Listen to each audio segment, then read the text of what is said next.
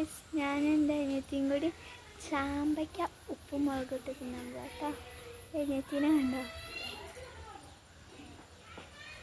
നല്ല ചാമ്പയ്ക്ക, ഫ്രഷ് ചാമ്പയ്ക്ക എടുത്തിട്ടുണ്ട്. എൻ്റെ അനിയത്തിക്ക് മഞ്ഞൾപ്പൊടിയേ പറ്റുള്ളൂ, മുളക് പറ്റത്തേ ഇല്ല.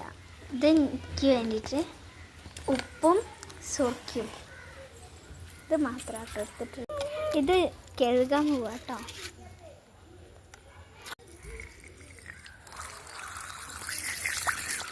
നല്ല കഴുകി ഇത് നേരെ ഇതിത്തെ വെള്ളം അടിച്ചു.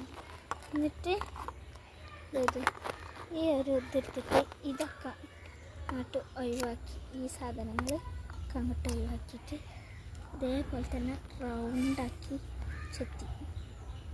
ഇത് മുറിയാനൊക്കെ പറ്റും, പക്ഷേ മുറിയാത്തത് രസം. ഞാൻ എന്ത് ചെയ്ത് ഈ കുരു അങ്ങോട്ട് പൊക്കിയിട്ട് ഇത് ഇങ്ങനെ തന്നെ അങ്ങോട്ട് പച്ചങ്ങോട്ട് ഇട്ടു. എന്നിട്ട് ഞാൻ ഇതിങ്ങനെ വെച്ചു. ഇതേപോലെ ഒരു 2 ചാമ്പയ്ക്കാണ് ആക്കിയെടുത്തിട്ടുള്ളത് കേട്ടോ.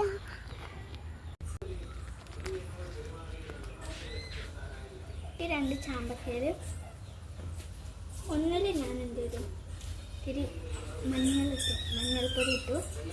അത് കഴിഞ്ഞിട്ട് ഇത്തിരി ഉപ്പ്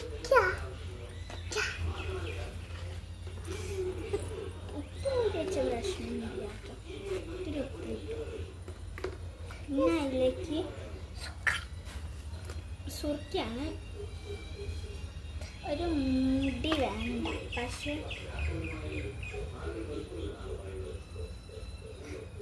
ഞാൻ എടുത്തിട്ടുണ്ട്. ഇത് ഒന്ന് റെഡിയായി. ഇൻ്റെതാണ്.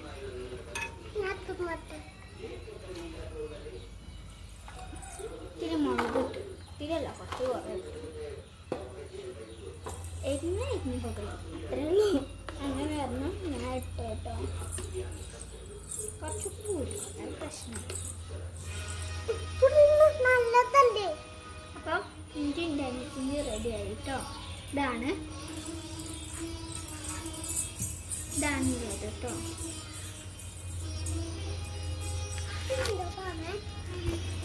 രണ്ടെണ്ണുണ്ടോന്ന് തനുവിനോട് ടേസ്റ്റ് ചെയ്യാൻ പറഞ്ഞു. തനുവിൻ്റെ അടുത്തു ടേസ്റ്റ് ഉണ്ടോ? സൂപ്പറാ പറയുന്നത്, സൂപ്പറാണ്.